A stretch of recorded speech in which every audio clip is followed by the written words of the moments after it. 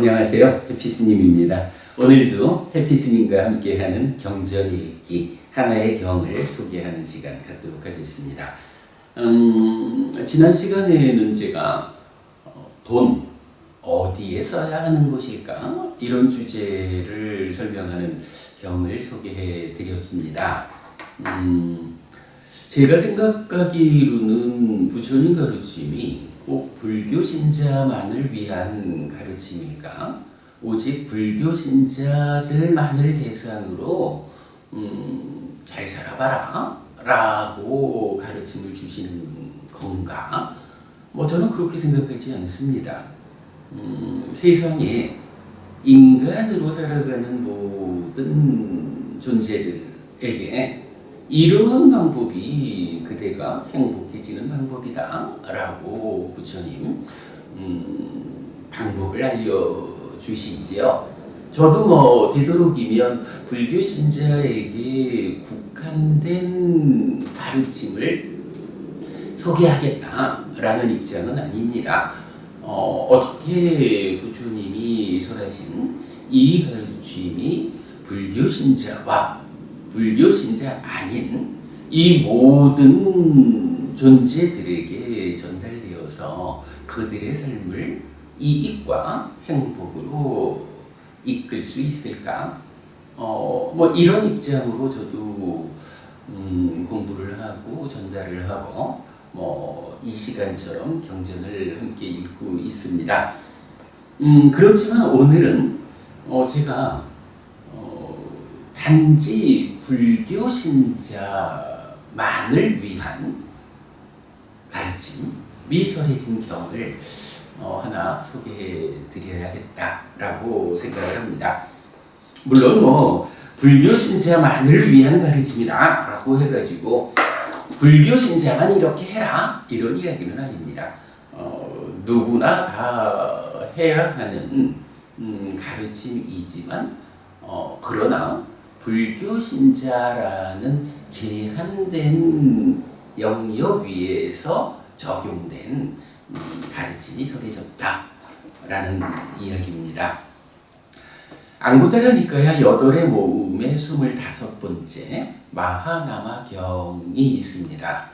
마하나마라는 사람은 주로 사카사람 마하나마라고 해서 경전에 자주 나타납니다. 특히 제가자의 삶, 신행과 관련해서 아주 중요한 주제들을 마하나마와 함께 많이 소개하고 있어요. 사카 사람이랬는데 사카, 부처님 태어나신 석가족의 땅이죠. 한때 세존은 사카에서 카필라와뚜의 니그로다 사원에 머물렀다. 그때 사카 사람 마하나마가 세존에게 왔다. 와서는 세존에게 절한 뒤 한곁에 앉았다. 한곁에 앉은 사카 사람 마하나마는 세존에게 이렇게 말했다. 대덕이시여, 어떻게 남신자가 됩니까? 자, 어떻게 남신자가 됩니까? 라고 했어. 여기 이제 우바세 이렇게 말하죠. 원어로는 우바사카인데 마하나마가 남자니까 어떻게 남자 신자가 됩니까? 이렇게 질문하지만 그냥 의미상으로는 어떻게 불교 신자가 됩니까? 이런 질문이라고 보겠습니다. 마하나마여, 의지처인 부처님에게로 가고 의지처인 가르침에게로 가고 의지처인 성자들에게로 갈 때 마하나마여 이렇게 남신자가 된다. 자, 의지처인 부처님, 의지처인 가르침, 의지처인 성자들, 불법승 삼보를 말하죠. 우리가 불법승 삼보에 비의합니다 라고 보통 말하는 그 의미가 이제 원어로 보면 부땅사라낭 가짜미 또는 이경에서는 부땅사라낭 갓도호띠 이렇게 나오는데 부처님이 누구냐? 의지처이다. 그래서 의지처인 부처님에게로 나는 간다. 의지처인 부처님에게로 갈 때 그렇게 서술을 내고 있어요. 붓당 부처님, 담방 가르침, 상강 성자들 이래서 의지처인 부처님에게로 가고 의지처인 가르침에게로 가고 의지처인 성자들에게로 갈 때 그만큼 불교 신자가 된다. 이렇게 부처님 답변하셨거든요. 그러니까 제가 시작하면서 오직 불교 신자를 위한 가르침 이렇게 말씀드렸어요. 누가 불교 신자일까? 누가 나는 부처님을 스승으로 부처님을 뒤따라 삶을 형성하는 갈수록 괴로움은 줄어들고 행복은 늘어나는 그런 삶을 살아가는 사람일까? 라고 말할 때 부처님은 단호히 말씀하시죠. 세상에 의지처가 되는 곳이 세 가지가 있다. 그 세 가지가 부처님이고 가르침이고 성자들이다. 그러므로 의지처인 부처님에게로 가고 의지처인 가르침에게로 가고 의지처인 성자들에게로 가는 사람, 달리 말하면 부처님을 의지하여 사는 사람이 되고 가르침에 의지해서 사는 사람이 되고 성자들에 의지해서 사는 사람이 된다면 그 사람들이 불교 신자다. 나의 제자다. 라고 부처님 정의해 주시는 거죠. 불교 신자가 누굽니까? 부처님과 가르침과 성자들을 의지하여 살아가는 사람입니다. 나는 불교 신자다 라고 말하면서 다른 스승, 다른 스승의 가르침, 다른 스승을 따르는 제자들 그들에 의지해서 살아가고자 한다면 분명히 알아야 합니다. 여러분, 불교 신자 아닙니다. 누가 불교 신자입니까? 부처님과 부처님이 설하신 가르침과 부처님을 따라서 부처님에 접근한 그 성자분들, 제자인 성자분들을 의지하여 살아가는 사람들, 그 덕분에 자기 삶을 향상하는 사람들이 불교 신자다. 그러면 대덕이시여 어떻게 계를 갖춘 남신자가 됩니까?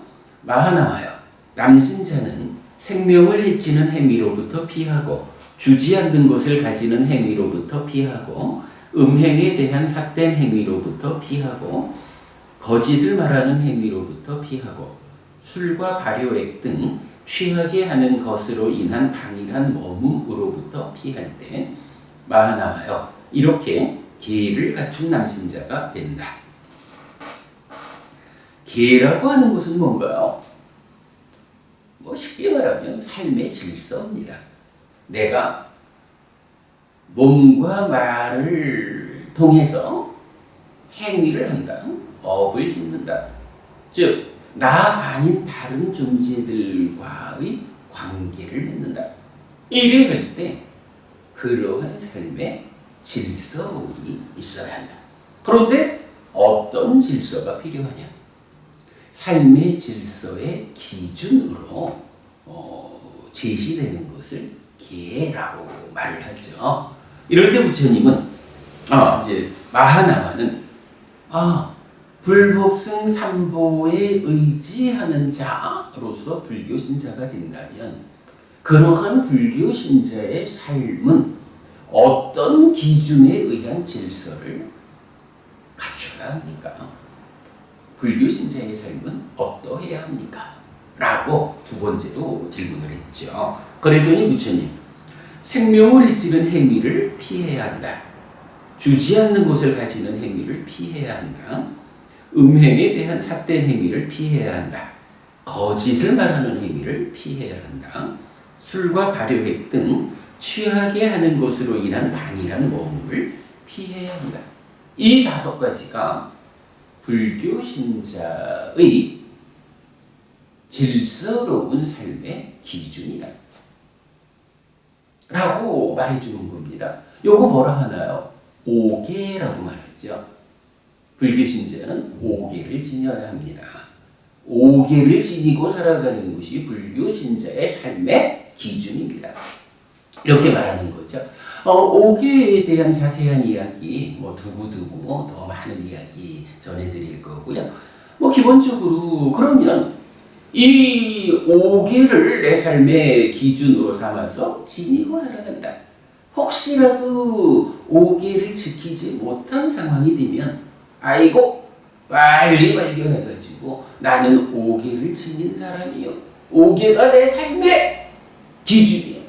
오계를 어겼구나. 빨리 기준으로 돌아가자. 이렇게 살아가는 것이 불교 신자로서의 온당한 삶이다. 이렇게 해야겠죠. 이렇게 오계를 지키는 삶은 어떤 좋은 일이 있을까? 굉장히 이제 다양하게 오계를 지닌 삶의 이익이 설명이 되는데 오늘은 그냥 소개만 합니다. 그저 한마디로 말하면 살아서도 행복하고 죽어서는 그 힘으로 하늘에 태어나는 것이다 라고 경들은 말해주고 있습니다. 자세한 이야기 두고두고 더 설명드리겠고요. 자, 이제 경은 이어집니다. 대덕이시여, 어떻게 남신자가 자기의 이익은 위하지만 남의 이익은 위하지 않는 실천을 하는 자가 됩니까? 하나마여, 남신자가 자기만 믿음을 갖추고 남에게는 믿음을 갖추도록 부추기지 않는다. 자기만 계를 갖추고 남에게는 계를 갖추도록 부추기지 않는다. 자기만 보시를 갖추고 남에게는 보시를 갖추도록 부추기지 않는다. 자기만 비구를 만나기를 좋아하고 남에게는 비구를 만날 것을 부추기지 않는다. 자기만 정법을 듣기를 좋아하고 남에게는 정법을 바라도록 부추기지 않는다. 자기만 들은 법을 마음에 새기고 남에게는 법을 마음에 새기도록 부추기지 않는다. 자기만 들은 법의 의미를 검증하고 남에게는 의미를 검증하도록 부추기지 않는다. 자기만 의미와 법을 이해한 뒤에 열반으로 이끄는 가르침을 실천하고 남에게는 열반으로 이끄는 가르침을 실천하도록 부추기지 않는다. 마하나마여, 이렇게 남신자가 자기의 이익은 위하지만 남의 이익은 위하지 않는 실천을 하는 자가 된다. 대덕이시여, 어떻게 남신자가 자기의 이익도 위하고 남의 이익도 위하는 실천을 하는 자가 됩니까? 마하나마여, 남신자가 자기도 믿음을 갖추고 남에게도 믿음을 갖추도록 부추긴다. 자기도 계를 갖추고 남에게도 계를 갖추도록 부추긴다.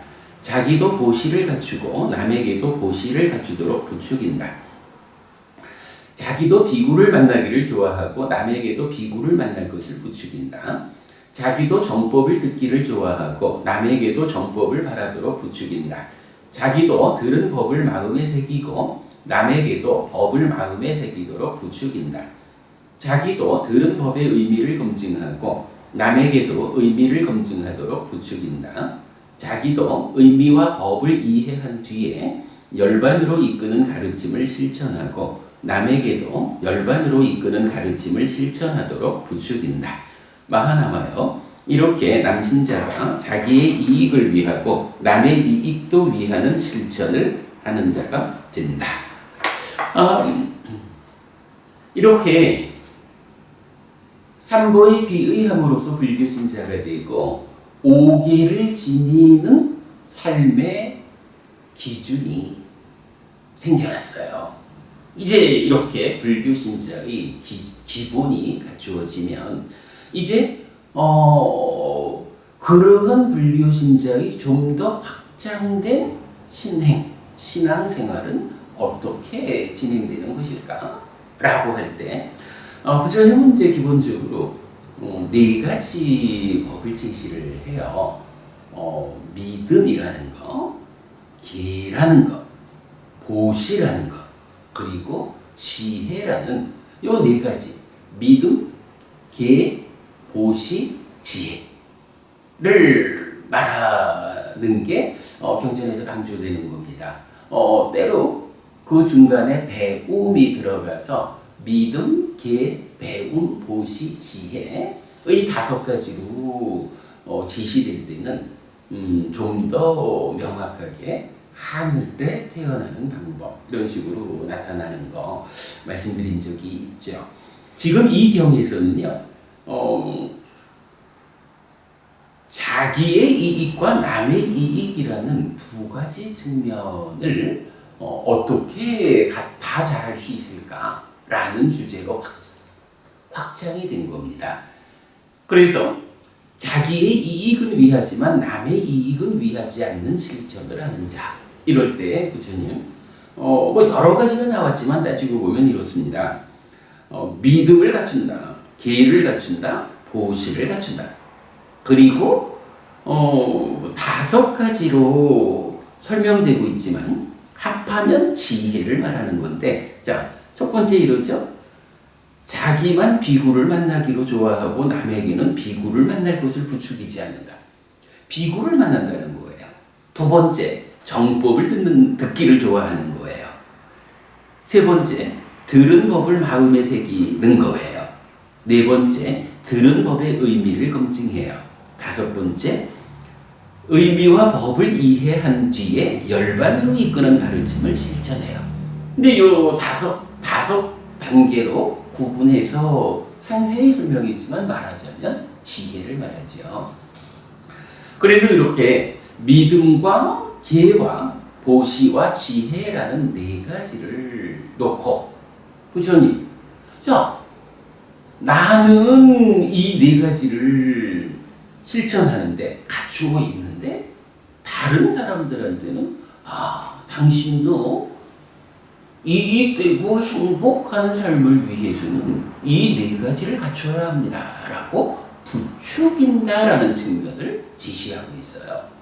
그래서 앞에 부분은 자기의 이익은 위하지만 남의 이익은 위하지 않는 실천, 이건 뭔가요? 바로 요 4가지를 나는 믿음과 계와 보시와 지혜를 갖추는 사람이 되기 위해서 실천을 해요.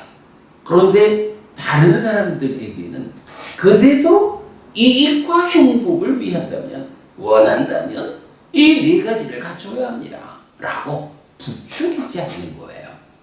그런가 하면 뒤에 부분은 이러죠. 어떻게 남신자가 자기의 이익도 위하고 남의 이익도 위하는 실천을 하는 자가 됩니까? 역시 이 4가지에 대해서 나도 믿음과 귀와 보시와 지혜라는 이 4가지를 갖추기 위한 실천을 해요. 그러면서도 주변의 다른 사람들에게 또 역시 그대가 이익되기를 바라고 행복하기를 바란다면 바로 이 4가지를 실천해야 합니다. 이것이 부처님 가르침입니다 라고 그의 삶에 적용되도록 부추겨준다는 거예요. 자, 많은 내용을 포함하는 주제니까 뒤에 우리가 상세히 보기로 하고요. 어쨌든 이제 오늘 경의 주제는 이런 겁니다. 불법승 삼보에 의지하여 살아가는 사람이 되면 불교 신자입니다. 이러한 불교 신자는 5계라고 하는 5가지 항목으로 내 삶의 질서의 기준을 삼습니다. 그래서 5계를 지닌 자, 혹시라도 5계에 어긋남이 있으면 깜빡 알아차려가지고 5계를 지키는 삶으로 되돌아오는, 이렇게 자기 삶을 보호하는 자, 이것이 불교 신자의 계다. 삶의 질서로움의 기준이다. 이렇게 된다면 이제 좀 더 확장되어 가지고 나도 부처님에 의지한 행복한 삶을 살고 남들에게도 부처님에 의지한 행복한 삶을 살기를 바랍니다 라고 부추겨주는 요것으로 불교 신자의 신행의 전반을 소개하고 있다. 이렇게 이제 이경의 의미를 말할 수가 있어요. 삼기의 오계, 그리고 믿음과 계와 보시와 지혜라고 하는 네 가지 법. 이렇게 전개가 돼 있지요. 이때 우리가 주목해야 할 주제가 하나 더 있죠. 세 번째 내용이 그랬거든요. 어떻게 자기의 이익은 위하지만 남의 이익은 위하지 않는 자가 될까? 아니면 어떻게 자기의 이익도 위하고 남의 이익도 위하는 자가 될까? 법은인 같으면 어떤 사람이 되어야 할까요? 여기서 우리가 좀 생각해 볼 부분이 있어요.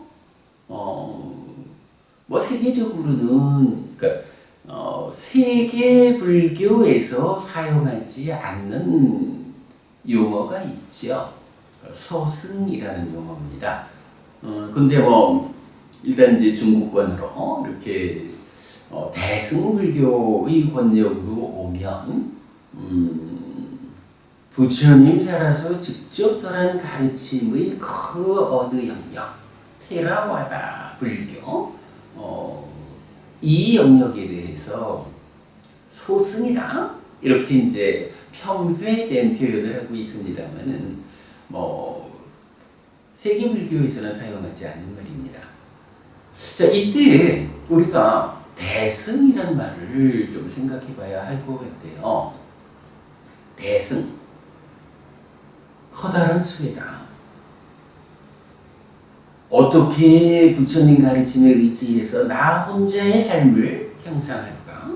세상에 많은 사람들의 괴로움은 누가 건져주나? 중생 구제, 구원 이런 개념을 담고 있는 거죠. 그럴 때 커다란 수혜 어떻게 이해해야 하는지 잘 모르겠지만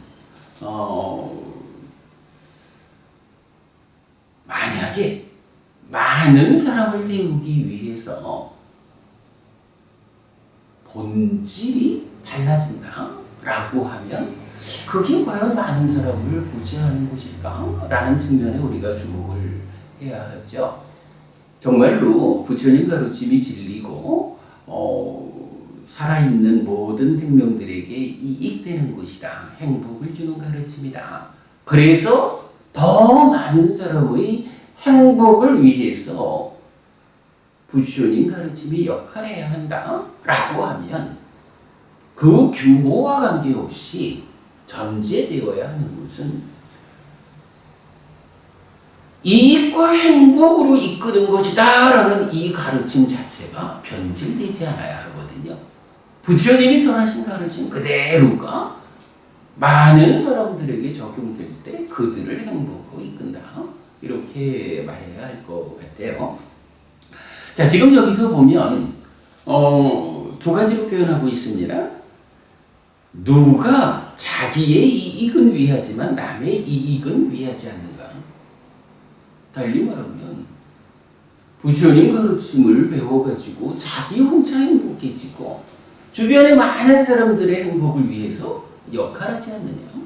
이런 이야기죠. 글쎄, 이건 쓰지 않는 말입니다만은 대승식으로 표현하자면 그런 사람이 소승 이렇게 말할 수 있을 겁니다. 그런가 하면 두 번째로는 그렇게 말했죠. 자기의 이익도 위하고 남의 이익도 위하는 실천을 하는 자. 부처님 가르침에 의해서 나도 행복해지고 그런가 하면 이 행복을 어찌 나 혼자 누릴까? 많은 사람들이 이 행복을 함께 하도록 해줘야겠다 라고 해서 믿음과 계와 보시와 지혜라고 하는 이 부처님 가르침의 중심에 있는 이러한 법들을 다른 사람들에게도 그대들도 이리 해야 합니다 라고 부추기는 일. 이렇게 부추겨서 그들 또한 부처 삼보에 귀의하고 오계를 기준으로 하면서 이렇게 좀 더 확장된 신행을 통해서 자기 삶을 이익되고 행복하게 향상하도록 도와주는 것, 그들을 부추겨주는 것, 이끌어주는 것, 이거를 하나의 단어로 말하면 뭐라 하나요? 포교가 되죠. 이렇게 다른 사람들을 부추겨서 포교하는 사람. 이런 사람이 하는 일이 어떤 일이지요? 바로 내가 스스로 구제되는, 스스로 구원받는 이 가르침을 다른 사람들을 부추겨서 그 사람들 또한 나처럼 구제되고 구원되고 이익되고 행복하고 그들의 삶이 향상하도록 이러한 실천을 말하자면 무언가요? 이게 바로 대승이죠. 어떠한 목적을 위해서 부처님 살아서 직접 설한 가르치는 이 진리, 이 사실 그대로를 변형해서 사람들을 때우자, 이렇게 접근하는 것이 진정한 대승일까? 아니면 삼보에 의지하는 이 기준을 훼손치 않고 그 가운데 오계라는 삶의 질서, 그 기준을 훼손치 않은 상태에서 이제 이것을 나도 실천하고, 그래서 나의 삶을 향상하고 동시에 다른 사람들도 부추겨서 그대도 또한 이러한 가르침에 의해서 이익되어라, 행복해라, 삶을 향상하라 라고 이끄는 이러한 실천을 하는 자, 이러한 사람이 진정한 대승이다 라고 말해야 되겠지요. 저는 문제 가끔씩 그런 표현을 합니다. 대승과 소승이라는 표현이 적절치 않음. 그러나 부처님 가르침을 직접 놓고 말하자면 그 안에 대승적인 삶이 있고 소승적인 삶이 있다. 누가 대승적인 삶을 사는 사람이고 누가 소승적인 삶을 사는 사람일까? 이때 여러분 분명한 거, 가르침이 달라지는 것은 허용되지 않는다.